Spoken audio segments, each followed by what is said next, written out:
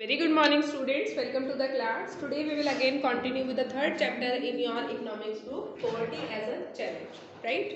कुछ स्टोरीज के फॉर्म में कल हमने पढ़ा था किस तरीके से अलग अलग जो लोग हैं उनकी लाइफ में पोवर्टी किस तरीके से ऐसे ही, ठीक है, अभिशाप बनी हुई है उनकी लाइफ के लिए, ठीक है, किस तरीके से सोशल एक्सक्लूजन होता है उन लोगों का जो गरीब होते हैं, सोसाइटी से अलग रखा जाता है उनको, ठीक है, आगे अपॉर्चुनिटी नहीं मिलती तो कहीं ना कहीं वो एक विशियस सर्कल है जो पोवर्टी का, उसमें फंस के रह जाते हैं, ठीक है। पॉवर्टी के कॉन्सेप्ट को और अच्छे से समझने के लिए हमें सबसे ज़रूरी है पॉवर्टी लाइन का कॉन्सेप्ट समझना है, ठीक है, जिसको हम इस क्लास में स्टडी करेंगे। So open your economics book, page number 31, last paragraph, page number 31, poverty line. At the center of the discussion on poverty is usually the concept of poverty line. A common method used to measure poverty is based on the income or consumption levels. देखो poverty को हम किस तरीके से नापते हैं कि किसी भी परिवार का, किसी भी पर्सन का इनकम लेवल कितना है, ठीक है, और कंजम्पशन लेवल कितना है, ठीक है, उसके बेसिस पे हम जो है किसी भी पर्सन को पुअर की कैटेगरी में जो है रखते हैं। A person is considered poor if he his और हर इनकम और consumption level falls below a given minimum level necessary to fulfil a basic needs. देखो हर कंट्री में क्या होता है, अलग अलग तरीके की पॉवर्टी लाइन होती है। देखो हमने कह दिया कि एक मिनिमम इनकम होनी चाहिए किसी भी पर्सन की अपना जीवन यापन करने के लिए, ठीक है, हमने बोला कि इतना एक ये मिनिमम लेवल है, ये हमने डिसाइड कर दिया कि अगर एक इंसान को एक अच्छा मतलब पेट भर के खाना मिल रहा है, अच्छी एक सेटल्ड जो है लाइफ कहीं ना कहीं है, उसको कम से कम वो इतना, मतलब ये लाइन होती है जो बताती है कि कम से कम आदमी इतना कमा रहा है, ठीक है, इतनी कंजम्पशन है। तो जो लोग इस लाइन से भी नीचे आएंगे वो हो जाएंगे बिलो पॉवर्टी लाइन। ये लाइन क्या बताएगी कि इतना मिनिमम अगर आप कमा रहे हो, ठीक है, तो आप इस पॉवर्टी लाइन पे हो, उससे ज़्यादा कमा रहे हो तो उस पॉवर्टी लाइन से ऊपर हो, इससे भी कम कमा रहे हो तो आप बिलो पॉवर्टी लाइन हो। हर कंट्री में अपना अलग अलग एक मिनिमम लेवल होता है कि इंडिया में अलग होगा कि मिनिमम आप इतना कमा रहे हो या नहीं कमा रहे हो, बीपीएल से बिलोंग करते हो, बीपीएल सुना है ना, बीपीएल फैमिलीज सुनी है, बिलो पॉवर्टी लाइन्स, यानी कि जो इतना भी इस लेवल से भी नीचे जो अपना गुजर बसर कर रहे हैं, मिनिमम इनकम भी जिनकी नहीं है, ठीक है।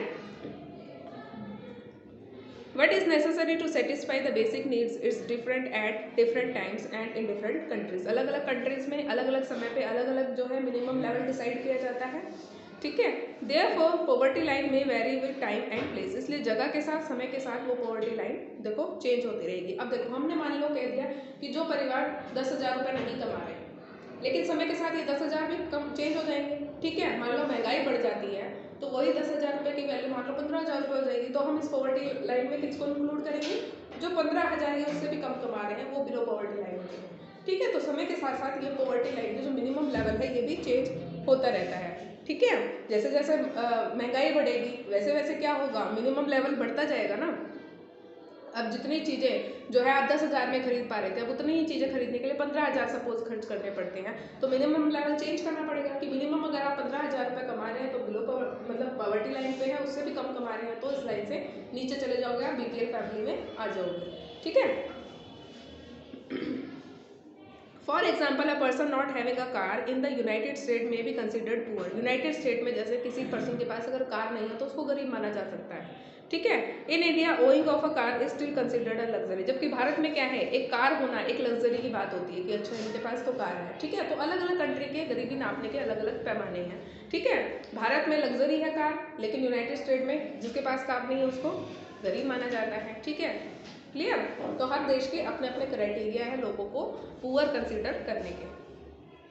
While determining the poverty line in India, a minimum level of food requirement, clothing, footwear, fuel and light, educational and medical requirement etc. are determined for subsistence. देखो हम ये poverty line कैसे निकालते हैं, इसके लिए हम देखेंगे कि एक इंसान को जिंदा रहने के लिए किन किन चीज़ों की ज़रूरत है। देखो मिनिमम उसको खाना मिल रहा है, फूड की रिक्वायरमेंट उसकी पूरी हो रही है, क्लोथिंग कपड़े मिल रहे हैं उसको, फुटवेयर मिल रहे हैं, फ्यूल खाना बनाने के लिए फ्यूल मिल रहा है, लाइट फैसिलिटी है उसके पास, एजुकेशनल और मेडिकल रिक्वायरमेंट उसकी पूरी हो रही है, ठीक है, पढ़ लिख पा रहा है और जो है अपना बीमार होता है तो इलाज करवा पाता है, वो सब चीज़ें करवा पा रहा है, ठीक है। तो ये सारी रिक्वायरमेंट मिनिमम लेवल हम ऐसे ही नहीं निकाल लेते, ये सब रिक्वायरमेंट पूरी होनी चाहिए एक पर्सन की, तभी हम उसको कहेंगे कि हाँ ये मिनिमम इनकम जो है अर्न कर रहा है। ठीक है, कपड़े की रिक्वायरमेंट है, उसकी फुटवेयर की है, उसको बीमार पड़ने पे दवाइयाँ मिल पाती हैं या नहीं, पढ़ लिख पा रहा है या नहीं, बेसिक एजुकेशन उसको मिल रही है या नहीं, ये सब पैमाने नापे जाते हैं, तभी उस पर्सन को जो है गरीबी की श्रेणी में रखा जाता है। ठीक है, These physical quantities are multiplied by their prices in rupees। अब ये जो चीज़ें हमने निकाली हैं कि कपड़े मिल रहे हैं, खाना मिल रहा है, इनको मॉनेटरी टर्म्स में कन्वर्ट किया जाता है कि मिनिमम, जैसे मान लो एक टाइम का खाना है, हम कह देते हैं कि 50 रुपये का है, क्लोथिंग है मान लो हमने बोला 200 रुपये की, इन सबको मॉनेटरी टर्म्स में निकालेंगे। ठीक है, मल्टीप्लाई कर देंगे एक पर्सन की क्वांटिटी से, और फिर उसके बाद चेक करेंगे कि उतनी मिनिमम उस पर्सन की इनकम है या नहीं है। ठीक है, इन सब चीज़ों को खरीदने के लिए उसके पास इतना पैसा है या नहीं है। Food items such as cereal, pulses, vegetable, milk, oil, sugar, etc. together provide these needed calories. The calories needed vary depending on age, sex and the type of work that the person does. अब देखो minimum nutrition की भी value होती है हर person की। ठीक है, उसको न्यूट्रिशियस खाना मिल रहा है या नहीं, कैलोरीज उसकी पूरे दिन की हो रही है कंप्लीट या नहीं, और ये हर पर्सन की एज के अकॉर्डिंग, पर्सन मेल है या फीमेल है उसके अकॉर्डिंग चेंज होता रहेगा। बच्चा है उसकी न्यूट्रिशन वैल्यू अलग होगी, अडल्ट की अलग होगी। ठीक है, The accepted average calories requirement in India is 2400 calories per person per day in rural area and 2100 calories per person per day in urban areas। ठीक है, गांव के लोग ज़्यादा काम करते हैं तो उनको ज़्यादा कैलोरीज की रिक्वायरमेंट होती है, इसलिए गांव के लोगों की कैलोरीज कितनी होनी चाहिए, 2400। शहरों के लोग फिजिकल वर्क कम करते हैं, मेंटल वर्क ज़्यादा करते हैं, तो उनकी कैलोरीज होनी चाहिए 2100 की कैलोरीज होनी चाहिए। Since people living in rural area engage themselves in more physical work, calories requirements in rural areas are considered to be higher than in urban areas। उनको ज़्यादा क्यों रखा है रूरल एरिया में, क्योंकि रूरल एरिया में लोग फिजिकल वर्क ज़्यादा करते हैं। ठीक है, मेहनत का काम ज़्यादा करते हैं ना, इसलिए उनको कैलोरीज भी ज़्यादा लगती है।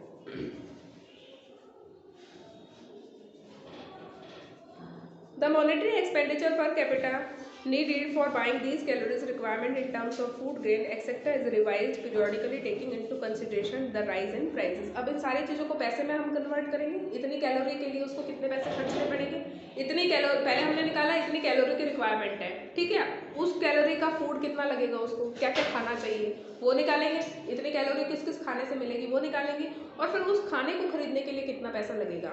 ठीक है, वो डिसाइड करते हैं और समय समय पे इसको चेंज करते रहते हैं जैसे जैसे प्राइसेस अप या डाउन होते हैं। ठीक है, कीमतें भी तो बढ़ती है ना, गेहूं महंगा हो रहा है, सब्जियां महंगी हो रही हो, तो टाइम टू टाइम इन सब चीज़ों को हम चेंज करते रहते हैं। ठीक है, on the basis of these calculations for the year 2011-12 the poverty line for a person was fixed as 816 per month for rural area and 1000 for urban area।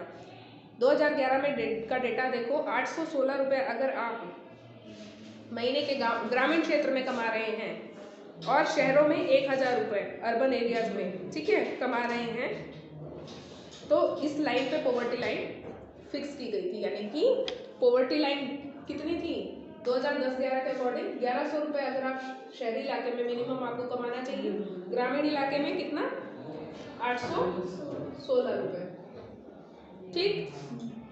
ठीक है, ये पॉवर्टी लाइन हमने डिसाइड की इतने रुपीस पे गांव के लिए और इतने रुपीस पे शहरों के लिए। शहरों के एक्सपेंसेस ज़्यादा होते हैं इसलिए शहरों के लिए ये ज़्यादा है। Clear? Despite less calories requirements, the higher amount for urban areas has been fixed because of higher prices of many essential products in urban center। अभी हमने देखा था कि शहरी जो लोग हैं उनको कैलोरीज तो हमने कम दी, लेकिन उनको उनके पैसे हमने ज़्यादा रखे, जबकि गांव के लोगों को कैलोरीज ज़्यादा चाहिए थी, फिर भी हमने उनकी मिनिमम इनकम कम रखी। ऐसा क्यों? नहीं, क्योंकि शहरों में क्या है, जो बेसिक कमोडिटीज है उनके प्राइसेस ही ज़्यादा होते हैं, महंगी मिलती है शहरों में चीज़ें, ग्रामों में वो चीज़ें सस्ती मिलती हैं। ठीक है, तो इतनी ही ये आएगा दोनों से सामान बराबर ही, उसको 2100 कैलोरी चाहिए तो 2100 मिलेंगी, उसको 2400 चाहिए तो इस पैसे से 2400 मिलेंगी। लेकिन फ़र्क पैसों का इसलिए है क्योंकि शहरों में महंगाई ज़्यादा होती है ग्रामीण इलाकों के कंपेरिजन में। ठीक है, इसलिए हमने कैलोरीज तो गांव वालों के लिए ज़्यादा रखी, लेकिन पैसे शहर वालों के लिए हमने ज़्यादा रखे कि इनको मिनिमम इतना कमाना चाहिए। ठीक है, पॉवर्टी लाइन पे कि ये इनकम इतनी है मेरी। In this way, in the year 2011-12, a family of 5 members living in the rural areas and earning less than about 4,080 per month will be below poverty line. इस तरीके से देखो, poverty line से बिलो हम किस परिवार को मानेंगे? मान लो 5 पर्सन है उसमें, ठीक है, 1 पर्सन की इनकम कितनी होनी चाहिए मिनिमम रूरल एरिया में, ठीक है, मल्टीप्लाई करो 5 से, उसके बाद अगर उतनी भी इनकम नहीं है तो वो किस में आएगा? बिलो पॉवर्टी लाइन में आ जाएगा, ठीक है। इस तरीके से मेजर करके आप बिलो पॉवर्टी लाइन कौन पर्सन होंगे, आगे समझ में, ठीक है। अब ये पॉवर्टी एस्टीमेट है, इसमें कुछ आपको ना डेटा दिए गए हैं, अलग अलग सालों के अलग अलग गरीबी के डेटा है, ठीक है, ये आप पढ़ लोगे खुद किस साल में कितनी गरीबी थी। इस पे आ जाओ, story of Shivaraman. Shivaraman lives in a small village near Karur town in Tamil Nadu. Tamil Nadu के पास कुरूर टाउन में रहता है ये। Karur is a famous for its handloom and powerloom fabrics. There are 100 families in the village, ठीक है। गांव में लगभग 100 परिवार रहते हैं, हैंडलूम पावरलूम का काम करते हैं, फाइबर्स का। Shivaram and Aryan they are cobbler by caste, ठीक है, कॉबलर समझ में आता है आपको, कॉबलर है वो by caste. Now work as an agricultural labourer for ₹160 per day. खेती में मजदूर का काम करता है वो, खेतों में 160 रुपीज़ पर मंथ उसको पर डे के उसको मिलते हैं। बंद कर दोगे।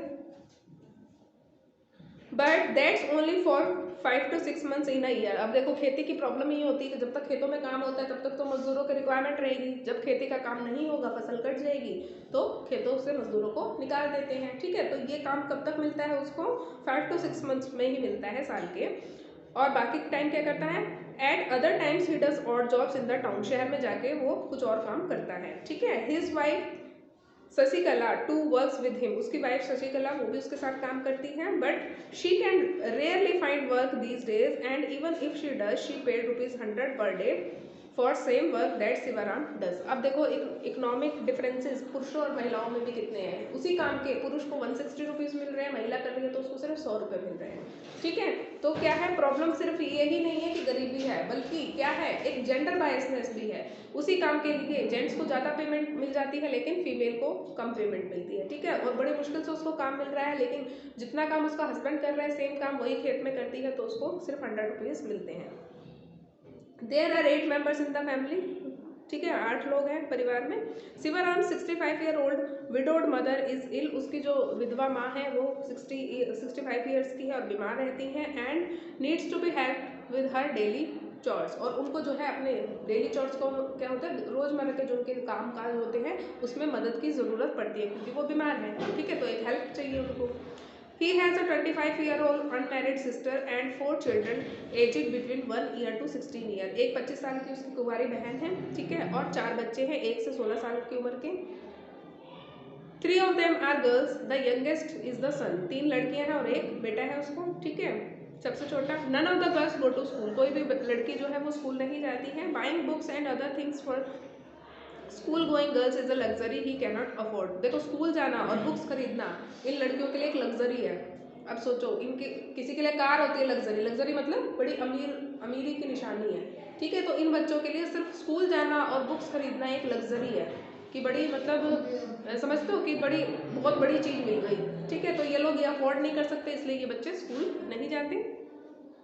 Also he has to get them married at some point of time, so he doesn't want to spend on their education now। और उसके अलावा वो क्या सोचता है कि आगे चल के इनकी शादी करनी है तो मैं क्यों उनकी शिक्षा पे पैसे खर्च करूँ। His mother has lost interest in life and is just waiting to die someday। उसकी जो मदर है वो जीने में अपना इंटरेस्ट खो चुकी है, 65 ईयर्स की बीमार रहती है और वो सिर्फ अपनी मृत्यु का इंतजार कर रही है। His sister and elder daughter take care of the household। उसकी जो बहन है 25 साल की अनमैरिड सिस्टर और उसकी जो बड़ी बेटी है वो घर के कामकाज का ध्यान रखती है। Shivaram plans to send his son to school when he comes of age। मतलब शिवाराम क्या प्लान कर रहा है कि जब उसका बेटा स्कूल की जाने की उम्र का होगा तो वो उसको स्कूल भेज देगा। His unmarried sister does not get along with his wife। उसकी जो अनमैरिड सिस्टर है वो उसकी वाइफ के साथ काम पे नहीं जाती है। Sasikala finds her a burden but Sivarams cannot find a suitable groom due to lack of money। Sasikala जो है वो अपनी सिस्टर इन लॉ को एक बर्डन की तरह लेती है, ठीक है, लेकिन उसका जो शिवाराम है वो अपनी बहन के लिए एक अच्छा ग्रूम नहीं ढूंढ पा रहा है, एक अच्छा दूल्हा नहीं ढूंढ पा रहा है। क्यों? क्योंकि because of lack of money, पैसे नहीं है इनके पास। Although the family has difficulty in arranging 2 meals a day, Simara manages to buy milk once a while but only for his son. देखो हालांकि ये लोग 2 वक्त की रोटी मुश्किल से खा पाते हैं, फिर भी ये जो है अपने बेटे के लिए, सिर्फ बेटे के लिए कभी कभी दूध ला पाता है, ठीक है। वो भी सिर्फ किसको दिया जाता है, उसके बेटे को दिया जाता है। क्लियर? ठीक है, सारी स्टोरी समझ में किस तरीके से डिस्क्रिमिनेशन हो रहा है बाहर भी मेल और फीमेल के बीच में, और परिवार के अंदर भी मेल और फीमेल के बीच में हो रहा है डिस्क्रिमिनेशन। लड़कियों को तो वो पढ़ाना नहीं चाहता, क्या सोचता है कि आगे चल के उनकी शादी करनी है, मिल्क भी घर पे आते हैं तो वो बेटे को दिया जाता है, ठीक है। तो ये भी एक प्रॉब्लम है जिसकी वजह से गरीबी जो है बढ़ती जाती है। Inter-state disparities. Poverty in India also has another aspect or dimension. The proportion of poor people is not same in every state. अब देखो हर स्टेट में एक जैसे तो संख्या नहीं है गरीबों की, किसी स्टेट में गरीब ज़्यादा है, किसी स्टेट में गरीब कम है, ठीक है। Although state level poverty was witnessed a secular decline from the levels of early 70s. हालांकि हर क्षेत्र में, हर राज्य में गरीबी में जो है कमी आई है। 70s में जितनी गरीबी थी उतनी आज तो नहीं है, ठीक है। धीरे धीरे तो हम बाहर निकल ही रहे हैं, लेकिन फिर भी है। The success rate of reducing poverty varies from state to state. देखो हर स्टेट की सक्सेस रेशो अलग अलग है। कोई स्टेट जो है कामयाब हो पाई है गरीबी दूर करने में, कोई स्टेट अभी प्रयास कर रही है और कोई स्टेट काफ़ी पीछे है, ठीक है। Recent estimate shows while the all India head count ratio was 21.9% in 2011-12, states like Madhya Pradesh, Assam, Uttar Pradesh, Bihar and Odisha have above all the poverty levels. ये सारे states जो है above क्या है, above all India poverty level.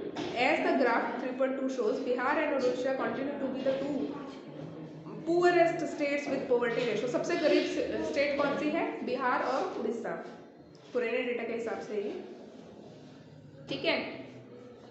Along with rural poverty, urban poverty is also high in Odisha, Madhya Pradesh, Bihar, Uttar Pradesh. ग्रामीण क्षेत्रों में तो गरीबी है, शहरी क्षेत्रों में भी इन सारे राज्यों में गरीबी काफ़ी ज़्यादा है, ठीक है। तो देखो एक ही राज्य में अर्बन पॉवर्टी होगी, रूरल पॉवर्टी होगी, और पूरे देश की अगर हम देखेंगे तो हर क्षेत्र की, हर राज्य की अलग अलग पॉवर्टी होगी, ठीक है। In comparison, there has been a significant decline in poverty in Kerala, Maharashtra, Andhra Pradesh, Tamil Nadu, Gujarat, West Bengal. ये सारी स्टेट वो है जिनमें बहुत तेजी से गरीबी में कमी आई है, मतलब इन्होंने काफ़ी एफर्ट्स किए हैं इन स्टेट्स ने और अपने क्षेत्र से गरीबी को कम किया है। States like Punjab and Haryana have traditionally succeeded in reducing poverty with the help of high agricultural growth rates. Haryana Punjab जैसे देशों में, जैसे प्रदेशों में वहाँ पे खेती ज़्यादा है, तो खेती की मदद से इन्होंने अपने इनकम को बढ़ाया है और गरीबी को कम किया है, ठीक है।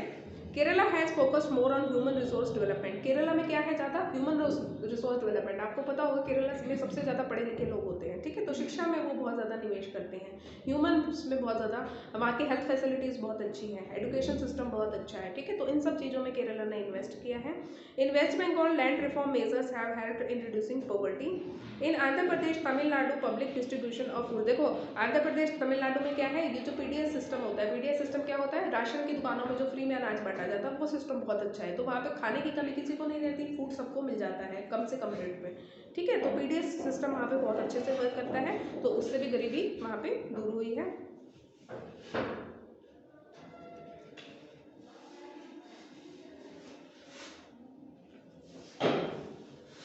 देखो कॉजेज ऑफ पॉवर्टी, पॉवर्टी के कारण क्या क्या हो सकते हैं। अभी तक जितना चैप्टर पढ़ा आपको क्लियर हो गया होगा क्या क्या हो सकते हैं पॉवर्टी के कारण। इलिटरेसी हो सकता है, ठीक है, इलिटरेसी अनपढ़ता होगी, जहाँ पे साक्षरता की कमी होगी वहाँ होगा, ठीक है। सोशल, जो हमने कल पढ़ा था कि सोशली जो हम उनको एक्सक्लूड कर देते हैं तो उससे क्या होता है, लोग ग्रो ही नहीं कर पाते, सोशली अलग कर देते हैं गरीबों को, ठीक है। कास्ट सिस्टम प्रिवेल करता है तो उससे भी क्या होता है, गरीब और ज़्यादा गरीब होता चला जाता है, ठीक है। फूड की कमी है, न्यूट्रिशन की कमी है, तो क्या होगा, अब देखो जो बच्चा कुपोषण का शिकार होगा बचपन में, वो बड़ा होकर क्या होगा, हेल्दी सिटीजन नहीं बनेगा, हेल्दी सिटीजन नहीं बनेगा तो कोई काम काज नहीं कर पाएगा और फिर से गरीबी रह जाएगा, ठीक है। तो ये भी एक प्रॉब्लम है जिसकी वजह से गरीबी होती है, गरीबी में जो है सुधार नहीं कर पाते हम। इसके अलावा और क्या कारण हो सकता है, जो हमारे ये है क्या कहते हैं, खेतों में काम है, इसमें हम डिस्क्रिमिनेशन करते हैं, पुरुषों को अलग पेमेंट देते हैं, महिलाओं को अलग पेमेंट करते हैं, डिस्क्रिमिनेशन है। जब तक जेंडर का डिस्क्रिमिनेशन खत्म नहीं होगा तब तक भी हम पॉवर्टी को जो है ख़त्म नहीं कर सकते, ठीक है। ये सारे कारण हैं जो कि पॉवर्टी को बढ़ाते हैं।